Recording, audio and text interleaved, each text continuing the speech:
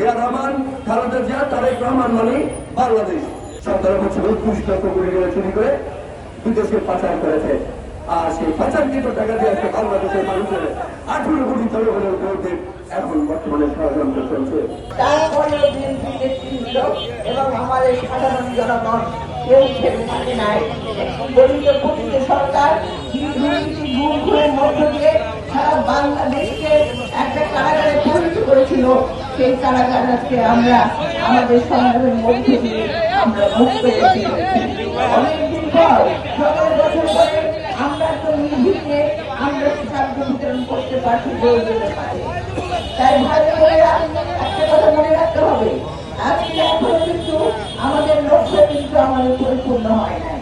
আমরা মাত্র একটি সরকারের পতন ঘটিয়েছি, কিন্তু আমাদেরকে যাবার জনগণের কাছে আমাদের যে অঙ্গীকার জবাবদিহিমূলক সরকার প্রতিষ্ঠা করা, তাদের অধিকার ফিরিয়ে দেওয়া, ভোটারদের ফিরিয়ে দেওয়া, গণতন্ত্র ফিরিয়ে দেওয়া, এটাই আমাদের লক্ষ্য। যখন দেশে দুর্যোগ সৃষ্টি হয়েছে তখন শহীদ রাষ্ট্রপতি জিয়া রহমান তার পরিবারের সদস্যরা বাংলাদেশের মাঝে পাশে পাশে দাঁড়িয়েছে এবং যখন এগুলো দুর্ভোগ এসেছে শহীদ রাষ্ট্রপতি জিয়া রহমান, খালেদা জিয়া, জনাব তারেক রহমান সাহেব জনগণের পাশে দাঁড়িয়েছে। এই জন্য আমরা বলি জিয়া রহমান, খালেদা জিয়া, তারেক রহমান মানে বাংলাদেশ। সেই আমরা তাদেরকে সেগুলো বলি। তার কারণ 71 সালে মুক্তিযুদ্ধে দুইটি দল পালিয়েছিল, একটি দল পালিয়েছে, একটি দল বহির্গত করেছে। শহীদ রাষ্ট্রপতি জিয়া রহমান স্বাধীনতা ঘোষের মধ্যে দিয়ে বাংলাদেশের মুক্তিযুদ্ধ সংগঠিত হয়েছিল 1986 সাল।